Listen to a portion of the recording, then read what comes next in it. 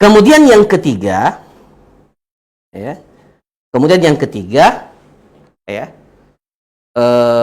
wanita yang hamil, ya, atau ya wanita yang menyusui, yang sementara menyusui. Ya.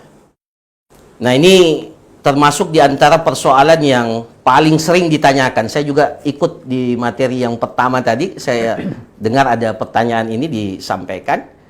Maka kita jelaskan, ya, bahwa para ulama kita bersepakat, ya, bahwa wanita yang hamil, ya, atau wanita yang menyusui, ya, atau wanita yang menyusui, jika mengkhawatirkan, ya, kondisi dirinya, ya, kondisi dirinya, atau janin yang sementara dikandung, atau bayi yang sementara disusui, maka ia dibolehkan untuk tidak berpuasa.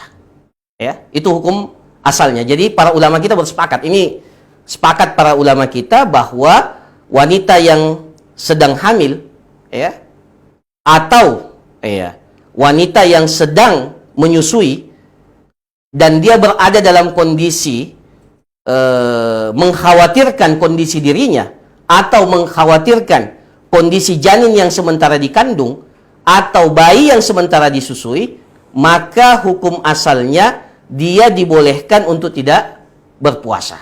Artinya mafhumnya adalah kalau dia tidak mengkhawatirkan dirinya dan tidak mengkhawatirkan janinnya atau bayi yang sementara disusui dan dia sanggup untuk berpuasa, hukum asalnya dia tetap berpuasa. Ya. Dalilnya apa? Adalah hadis Anas bin Malik radhiyallahu an. Ya, Rasulullah sallallahu alaihi wasallam bersabda, sesungguhnya innallaha wada'a 'anil musafiri syatras shalah was-shaum wal hubla wal murdi as-shaum. Sesungguhnya Allah Subhanahu wa taala telah menggugurkan kewajiban setengah salat bagi orang yang musafir dan menggugurkan kewajiban untuk berpuasa, dan begitu pula Allah menggugurkan kewajiban bagi wanita yang hamil, ya, atau wanita yang menyusui itu untuk melaksanakan, menggugurkan kewajiban untuk melaksanakan ibadah puasa. Maka hukum asalnya wanita yang hamil atau wanita yang sedang menyusui, ya, sedang menyusui, hukum asalnya dia dibolehkan untuk tidak berpuasa kalau dia mengkhawatirkan kondisi dirinya atau kondisi bayi yang sementara ia susui atau janin yang sementara dia kandung. Kemudian yang kedua, wanita yang hamil dan wanita yang menyusui kondisinya lebih dekat dengan kondisi orang yang sakit dan orang yang sedang melakukan safar, ya. Nah, ini para jamaah sekalian yang dirahmati oleh Allah, kenapa kita katakan seperti itu?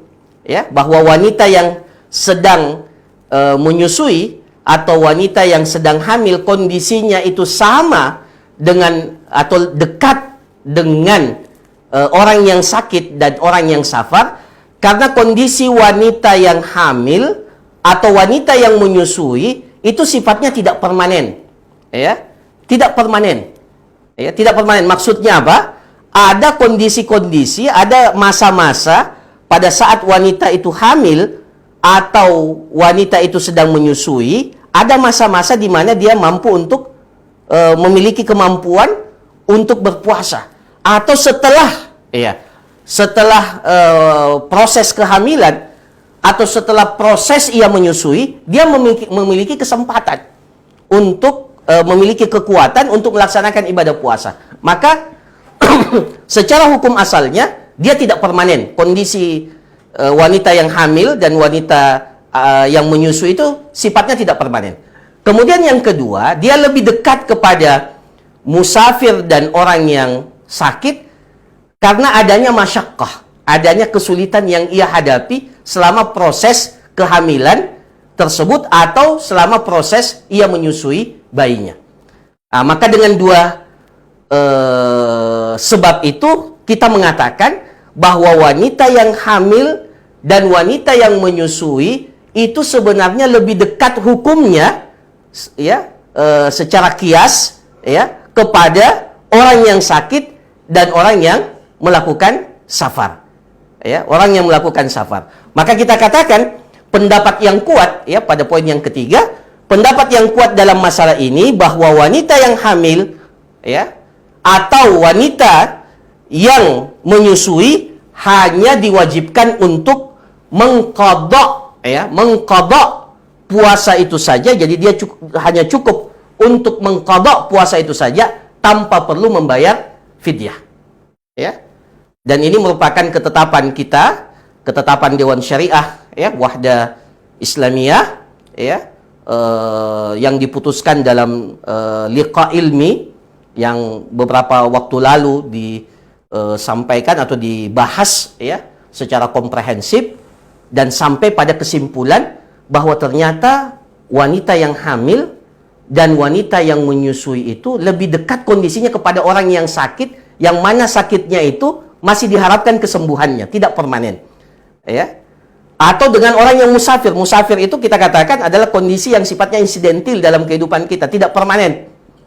Maka lebih dekat ya, jadi dikiaskan kepada orang yang sakit dan orang yang musafir. Maka dengan sebab itu Dewan Syariah Wahda Islamiyah, meskipun kita menyadari dan mengetahui bahwa dalam masalah ini ada 3 pendapat yang sangat menonjol ya, yang disebutkan oleh para ulama atau bahkan lebih ya dari 3 pendapat, tetapi setelah mempelajari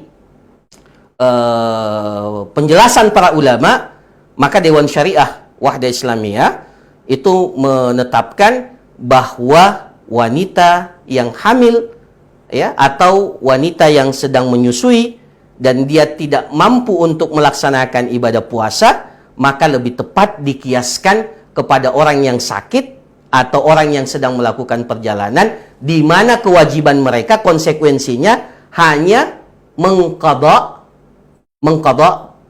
puasanya saja, ya, mengqadha puasanya saja. Ya, meskipun ya katakanlah dia wanita tersebut itu selama bertahun-tahun itu berada dalam kondisi ini secara bergantian. Tahun ini dia hamil, tahun depan dia menyusui. Setelah itu dia hamil lagi.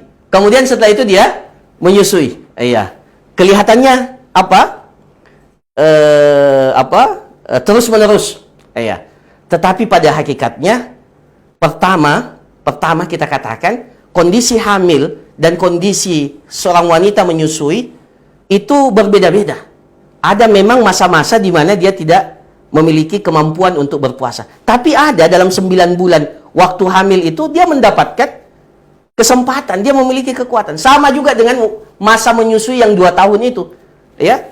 Tidak kita katakan selama 2 tahun itu wanita itu merasakan kepayahan menyusui menyusui bayinya, ya. Menyusui bayinya. Ada masa-masa di mana sebenarnya dan kita saksikan para ummahat kita, ya, istri-istri kita itu ada kondisi di mana mereka itu mampu untuk melaksanakan ibadah puasa. Jadi selama 2 tahun itu tidak semuanya kondisinya itu payah dan ya lemah sehingga kita katakan tidak berpuasa. Atau masa kehamilan dan masa menyusui itu kan terbatas. Terbatas dengan apa? Terbatas dengan masa suburnya seorang wanita. Ya. Setelah itu pasti ada masa menopause, ya, di mana wanita tersebut itu tidak lagi secara prediksi medis tidak lagi bisa hamil. Ya. Nah, disitulah dia memiliki kesempatan itu. Ya. Tetapi kalau ternyata setelah dia berusaha mengqadha puasanya yang banyak itu, kalau dikatakan ya ini Ustadz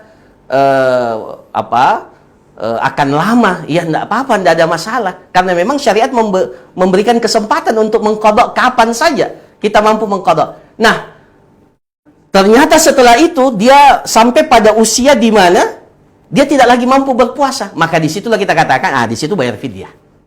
Ya, di situ dia bayar fidyah kalau memang kondisinya dia tidak lagi mampu untuk berpuasa. Tetapi ya ini disampaikan oleh Dewan Syariah kita.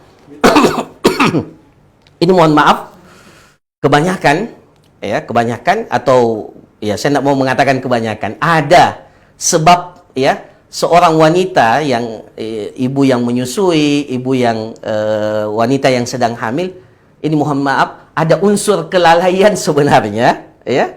Ada unsur kelalaian sehingga menunda-nunda untuk melaksanakan qada puasa ini. Maka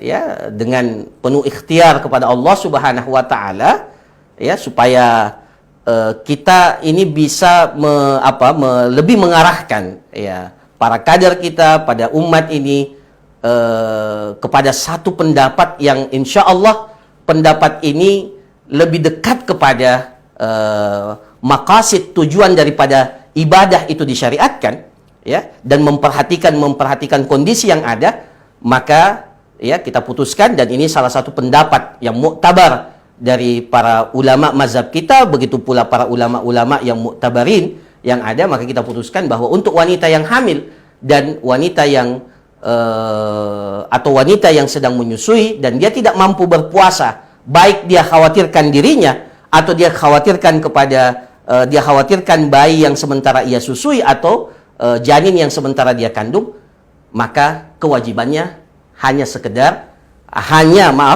untuk mengqadha saja tanpa fidyah, atau ya ini ada pendapat yang mengatakan hanya fidyah saja. Maka kita katakan pendapat yang mengatakan hanya fidyah saja dengan penuh penghormatan kita dengan pendapat tersebut, maka kita katakan bahwa yang lebih dekat ya kepada maqasid yang ada adalah bahwa wanita tersebut itu hanya diperintahkan untuk mengqadha ya puasa tersebut. Nah, kemudian yang keempat, hadirin dan hadirat yang dirahmati oleh Allah Subhanahu wa taala, uzur yang keempat itu